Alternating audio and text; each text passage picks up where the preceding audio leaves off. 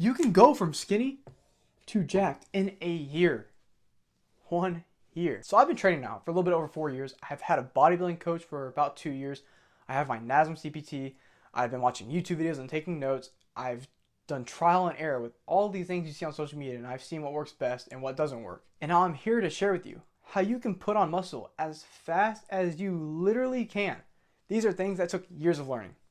I wish I knew this from the start. If I had knew this stuff, I'd be way more ahead. So how exactly do you go from skinny to jacked as fast as you can? It comes down to 3 variables. Your training, your nutrition, and then your habits. I'm gonna cover everything. I'm gonna cover everything when it comes to training, when it comes to nutrition, when it comes to habits. All these questions that you may have, I'm gonna answer it. So if you wanna put on as much muscle as you physically can, as fast as possible, you're gonna wanna follow these factors, okay? The very first thing is the frequency of how much you are actually training, right? What's your split? How many times should you hit a muscle group a week?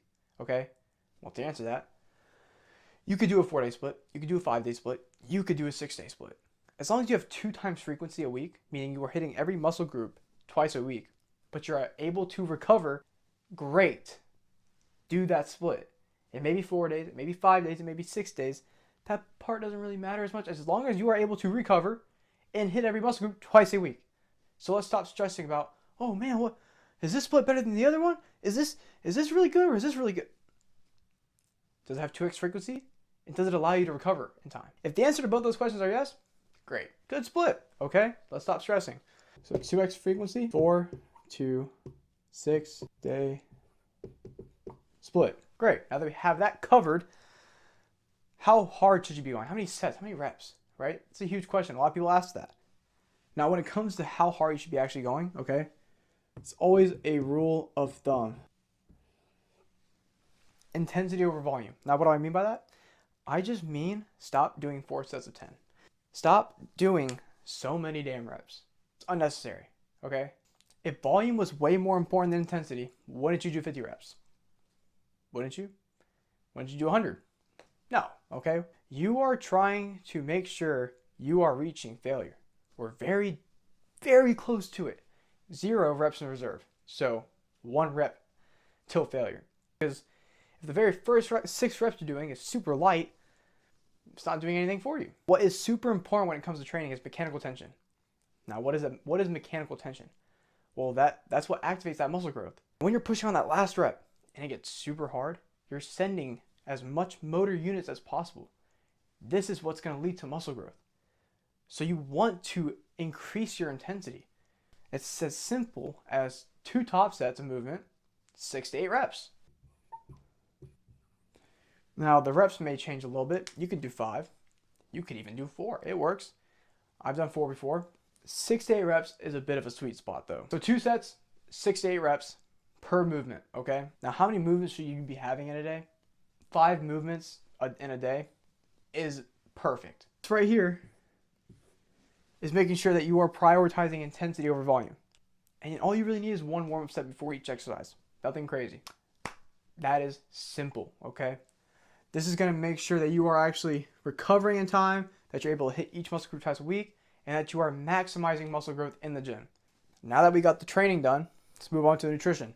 Now, with nutrition, the very first thing that you need to do is actually understand what is your maintenance calories. What's your maintenance calories and what are the macros that you're supposed to be getting? So, find maintenance calories. How do you do this? Search up TDEE calculator, plug in all the information. This will give you a rough estimate. Now, this is an estimate. This does not mean this is your actual maintenance calories. You need to test it for about a week or 2.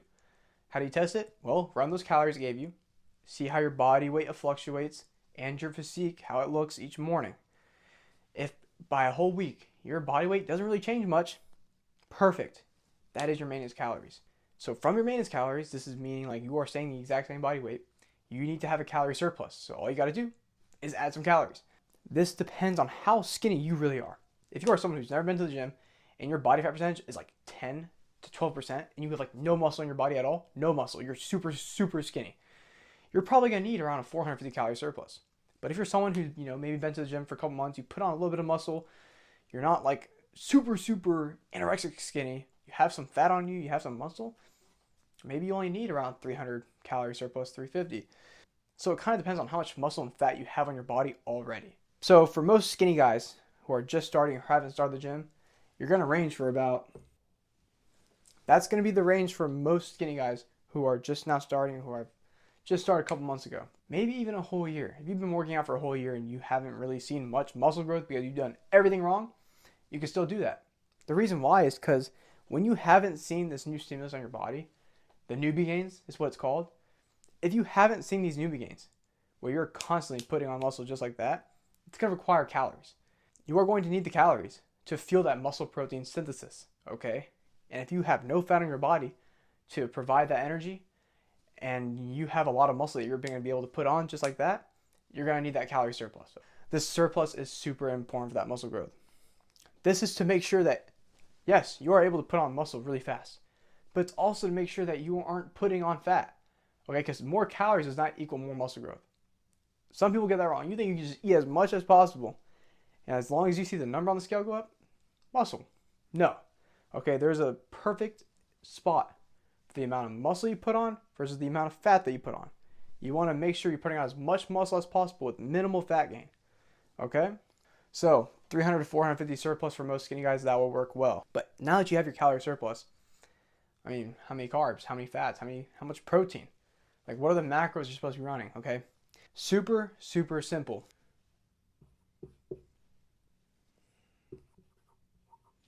So this is super simple. 1 gram of protein per pound of body weight. 20 to 25% of the calories are from fats, and then the rest are carbs. But you need to know your maintenance calories before you even calculate your macros. But you need to know how many calories you're supposed to be getting before you actually calculate your macros.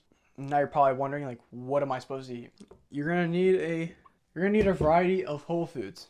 Things like chicken breast, ground turkey, ground beef, eggs, strawberries, blueberries, bananas, broccoli, asparagus, green beans. You could have peanut butter. You could have English muffins.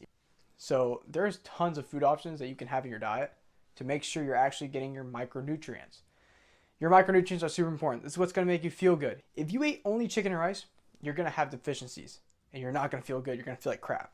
So it's good that you have a variety of foods in your diet. Now, if you want a whole list of fats, proteins, and carb sources, you can DM me list and I'll send that over to you, because I do not want to write every single food that you could have for each macro. Now that we got training and nutrition dialed, habits. Now, what do I mean by habits? So things like 8 hours of sleep, a gallon of water a day, no drinking or smoking. Just don't get drunk and stop smoking like a crazy amount, okay? Occasionally, it's all right. You'll be fine. But on a weekly basis, no, chill out. But then also, stress relieving activities. Now, this is actually super important. Okay, why? Stress will affect your progress in the gym an extraordinary amount. If you go to the gym and you are trying to focus on working out, but you cannot focus on it because you're so stressed about outside factors, it's going to hinder your muscle growth. It will, because you're not going to be able to train as hard. Stress will kill your gains. It will.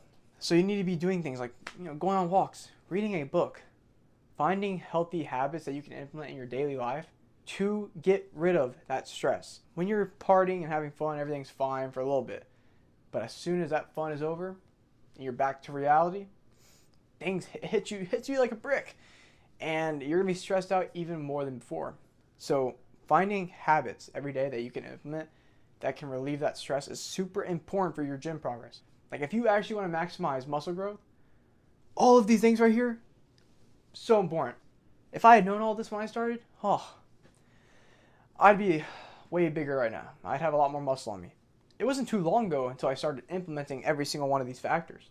I mean, for the first even 3 years, I probably would say that there were so many things I didn't know.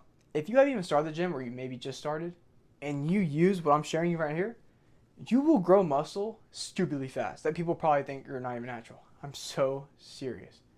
In your first year, you could easily put on 20 plus pounds of muscle using this. You can get jacked in 1 year. Most people's first year in the gym, it's all BS. They don't know what they're doing. Okay, that was me. So if you're just starting right now, or you haven't started at all, and you go into the gym knowing and doing this, it's basically a natural steroid at that point. Maybe you have been working out for a couple years already, If you haven't implemented this, it's the same factors. It's still going to be considered newbie gains because this is a new stimulus on your body. Okay? Newbie gains doesn't mean you're just starting. Newbie gains meaning you're putting a new stimulus on your body and you're growing from it. So if you acquire all of this, you'll go from skinny to jacked just like that in 1 year.